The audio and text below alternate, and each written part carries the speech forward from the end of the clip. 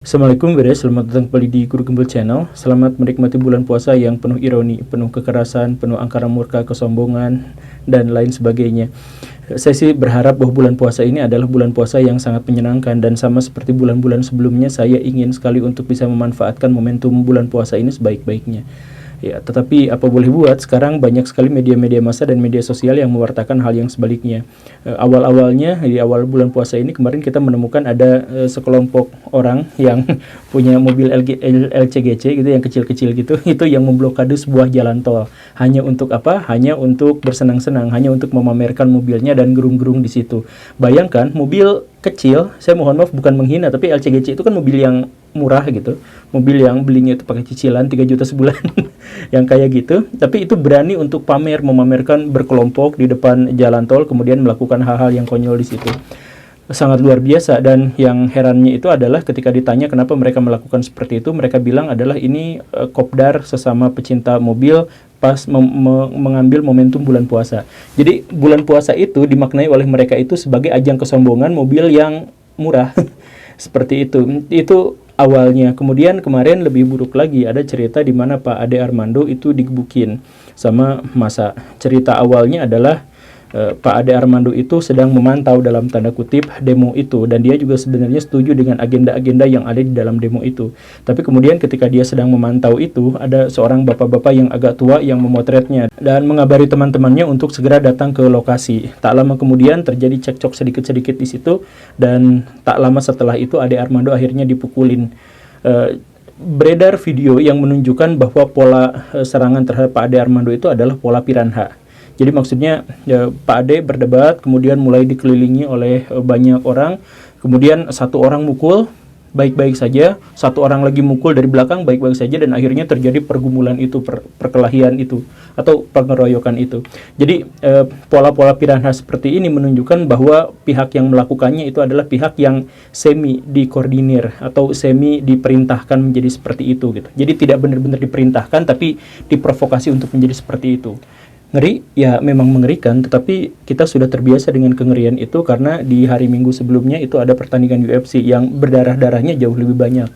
Dan kemudian di minggu sebelumnya juga ada pertarungan antara Aska Corbuzier melawan Vicky Prasetyo yang walaupun tidak terlalu seru tetapi menghibur cukup banyak orang. Jadi dengan cerita-cerita seperti itu kita terhibur lah, dan karena itu melihat Pak Ade Armando dikebukin seperti itu ya mungkin ngeri, tetapi sudah terbiasa dengan itu. Toh kita memang selalu menampilkan hal-hal yang sama kan setiap saat. Tapi yang lebih mengerikan daripada itu sebenarnya adalah bagaimana masyarakat melihat kejadian itu. Ketika saya misalkan nonton video-video Pak Ade Armando dikebukin, itu banyak sekali orang-orang yang muas-muasin gitu, yang mengatakan bahwa Ade Armando adalah wajar kalau misalkan mendapatkan perlakuan yang seperti itu, bahkan kalau bisa mendapatkan perlakuan yang lebih kasar lagi daripada itu, dan bahwa kemudian dari situ muncul ditebarkan juga ancaman-ancaman kepada teman-teman atau orang-orang yang dianggap sebagai teman-teman dia dan sebagainya. Kenapa bangsa Indonesia menjadi bangsa yang seperti itu, menjadi bangsa yang sangat suka dengan kekerasan? Kalau misalkan kita lihat faktor-faktor yang terjadi atau hal-hal yang terjadi sebelumnya, kita juga melihat pola-pola yang sama, di mana kekerasan pada satu pihak oleh satu pihak yang lain itu dianggap sebagai sesuatu yang menghibur dan dianggap sesuatu yang harus didukung.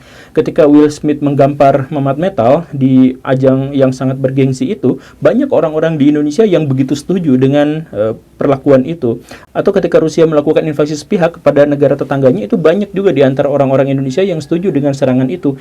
Kenapa bangsa Indonesia yang katanya ramah, yang katanya baik, yang katanya pemaaf, yang katanya someah, yang katanya senang bersedekah, pokoknya melakukan hal-hal yang semacam itu, kenapa tiba-tiba menjadi pro terhadap kekerasan seperti ini? Kenapa ketika ada orang yang menjadi korban kekerasan, banyak di antara kita yang malah syukur-syukurin gitu, tidak ada empati, tidak ada simpati. Ya terlepas bagaimana cara pandang politik mereka, terlepas bagaimana gaya berpikir mereka, tetapi kan tetap saja kekerasan terhadap seseorang itu dianggap sesuatu yang berlebihan. Kalau misalkan ada orang yang berbeda pendapat, ya kita hadapi dengan intelektual. Saya juga sebenarnya sangat berani kalau harus adu argumentasi misalkan dengan Pak Ade Armando. Ya, tapi kenapa harus dengan cara kekerasan seperti itu? Apakah otak logika kita itu tidak memadai untuk bisa berdebat dengan seseorang sehingga kita harus melakukan aksi-aksi yang tidak dengan otak gitu. Apakah harus seperti itu? Ternyata fenomena yang semacam ini tuh bisa dijelaskan sejak tahun 1945. Jadi dulu itu ada seorang analis Belanda, sebenarnya dia adalah perwira, tapi dia juga adalah mata-mata Belanda, namanya adalah Pak Giovanni Heckenberg. Dia melihat bahwa di Indonesia itu ada sebuah fenomena yang khas, di mana rakyat Indonesia itu adalah rakyat yang sangat-sangat ramah tamah, sangat-sangat baik, sangat-sangat someyah, sangat-sangat pemaaf, tapi ada dalam kondisi tertentu di mana masyarakat Indonesia itu memunculkan salah satu karakteristik yang khas. Ketika dia dilecut oleh satu hal, dia akan memunculkan kekerasan mendadak atau kekejaman mendadak yang tak kenal batas.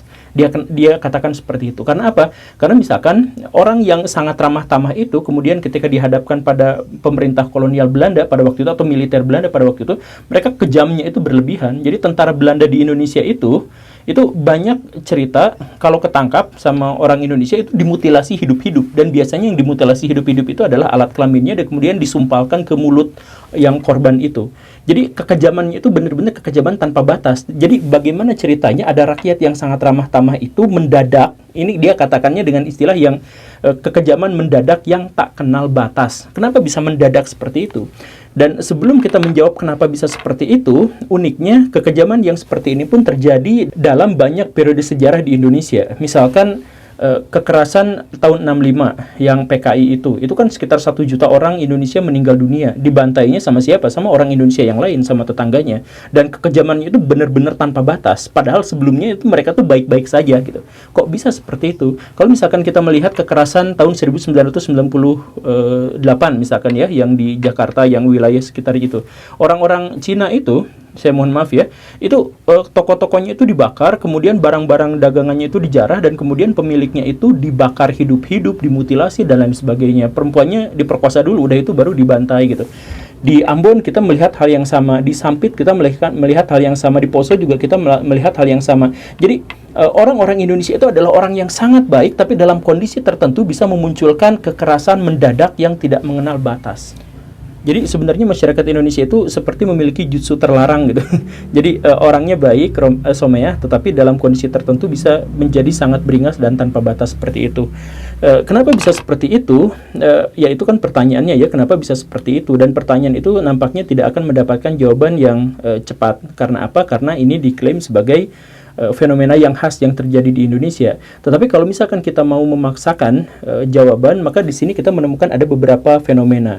Fenomena itu diantaranya adalah kalau ada pihak luar, ada pihak tertentu yang kemudian mengidentifikasi satu kelompok sebagai bagian dari kelompok yang lebih besar, dan kelompok yang lebih besar itu diklaim sebagai kelompok yang menjadi korban kekerasan atau korban pembulian atau hal yang semacam itu, biasanya kelompok itu tiba-tiba akan berubah menjadi sesuatu yang sangat kasar, sesuatu yang sangat beringas. Begitu. Dan ini pun sebenarnya digunakan juga dalam panggung politik di Indonesia dalam takaran yang jauh lebih rendah. Misalkan banyak presiden-presiden di Indonesia yang diangkat gara-gara dia dianggap sebagai korban dari satu rezim tertentu. Megawati Soekarno Putri itu diangkat menjadi presiden atau terpilih sebagai presiden atau partai politiknya menang dalam pemilu tahun 99 itu gara-gara dia dianggap sebagai korban dari satu pihak tertentu. Kemudian penggantinya Pak SBY itu juga dianggap korban dari rezim yang sebelumnya, dan seterusnya dan seterusnya. Kemudian kemarin-kemarin juga sempat cerita yang sama diulang lagi. Pak Ganjar Pranowo itu diangkat gara-gara dia dianggap sebagai pihak yang dizolimi, begitu seterusnya. Jadi kalau ada satu pihak tertentu yang kemudian dizolimi dan itu diidentifikasi sebagai kelompok kita, maka biasanya kita akan mengaktifkan jutsu itu. Begitu ceritanya. Terkait dengan Pak Ade Armando ini, Pak Ade itu dianggap sebagai orang yang jahat, orang yang memelihara kejahatan dan hal-hal yang semacam itu, yang menghancurkan satu kelompok atau satu identitas kelompok yang lebih besar. Dan karena itu Pak Ade Armando itu kemudian layak untuk diperlakukan seperti itu, atau bahkan kalau bisa diperlakukan lebih buruk daripada itu. Jadi kekejaman mendadak yang tidak terbatas itu bisa muncul gara-gara satu fenomena itu. Ketika ada pihak luar yang kemudian mensugesti masyarakat Indonesia bahwa masyarakat itu ada dalam satu kelompok tertentu yang terzolimi. Dan kalau misalkan hipotesis ini benar, maka ini adalah sesuatu yang jauh lebih buruk lagi, karena ternyata orang-orang Indonesia itu bergerak tidak secara otonomi, tapi bergerak karena digerakkan oleh pihak lain yang lebih besar yang kita tidak mengetahui itu siapa. Kan begitu. Jadi konflik Ambon misalkan yang dulu-dulu itu kan, kenapa orang-orang Ambon bisa melakukan seperti itu? Karena ada gerakan massa yang sebelumnya teridentifikasi sebagai gerakan dari orang-orang yang rambutnya cepak dengan badan yang tegak. Katanya seperti itu. Kemudian kejadian misalkan G30 SPKI bahkan jauh lebih kentara lagi kan fenomena yang seperti itu. Jadi orang-orang Indonesia itu kayak remote control gitu. Jadi baik semuanya apa, tapi ketika diaktifkan, trik dia tiba-tiba menjadi masyarakat kejam yang tanpa batas.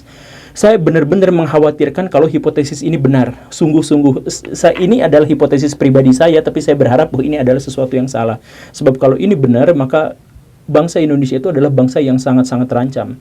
Dan hipotesis bahwa rakyat Indonesia itu semi digerakkan untuk melakukan tindakan tanpa batas itu kan sebenarnya juga terlihat dari sebenarnya mereka itu ada di golongan yang mana, kan seperti itu. Kalau misalkan mereka dianggap sebagai bagian dari kelompok Islam atau radikal Islam karena melakukan serangan itu dengan teriak Allahu Akbar dan sebagainya, kan pihak MUI menolak, menyatakan mengutuk atau tidak mendukung kegiatan-kegiatan yang semacam itu gitu kan. Kemudian organisasi-organisasi Islam juga tidak mendukung hal yang semacam itu gitu. Apalagi ini terjadi di bulan puasa, bulan di mana kita harus menahan diri. Jadi, apa alasan mereka melakukan seperti itu? Karena mereka mengidentifikasi sebagai satu kelompok tertentu, padahal kelompok yang dimaksud itu tidak pernah mengaku sebagai diwakili oleh mereka gitu.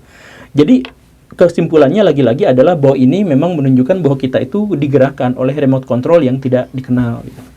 Saya sih balik lagi ke cerita awal itu, sebenarnya saya pengen menjalani Ramadan dengan sangat tentram, dengan sangat enak. Dulu waktu saya kecil, saya merasakan, kan dulu waktu saya kecil itu saya pernah tinggal di satu tempat di mana itu kampung, rumahnya panggung-panggung gitu, kemudian ada masjid di tengah sawah yang ketika dia azan, pas azan maghrib itu begitu sayu, begitu menyenangkan, begitu menggairahkan gitu. Jadi tanpa toa, tapi suaranya itu bercampur-campur dengan suara angin yang berhembus gitu di tengah-tengah suasana yang agak orange gitu karena matahari mau tenggelam dan sebagainya. Itu adalah sesuatu yang sangat-sangat dinanti oleh saya sebagai seorang muslim yang mendambakan bulan puasa yang sangat menyenangkan seperti itu. Jadi ketika momen-momen semacam itu dirusak, saya benar-benar menghadapi kengerian di masa depan. Apa yang akan terjadi terhadap bangsa ini kalau misalkan orang-orang ternyata memiliki satu kunci rahasia di mana mereka bisa melakukan apapun tanpa batas kalau dikontrol oleh pihak yang lain. Lagian di sini pun saya jadi bingung sebenarnya siapa yang mengajukan presiden 3 periode itu. Itu kan sebenarnya yang memicu mahasiswa kemarin demo itu kan gara-gara itu kan. Ya, saya juga nggak tahu, orang presidennya aja nggak mau, ahli-ahli politik juga bilang nggak mau, kemudian tiba-tiba ada orang yang memunculkan itu, tapi nggak tahu jelas siapa orang di balik itu gitu kan, kita nggak tahu. Ya, itu juga lagi-lagi menguatkan hipotesis saya yang saya harap salah itu. Tapi apapun itu ya, terima kasih karena sudah menyimak. Saya Guru Gembul, mari kita sama-sama menjalani ibadah puasa dengan sebaik-baiknya, setentram-tentramnya. Assalamualaikum warahmatullahi wabarakatuh.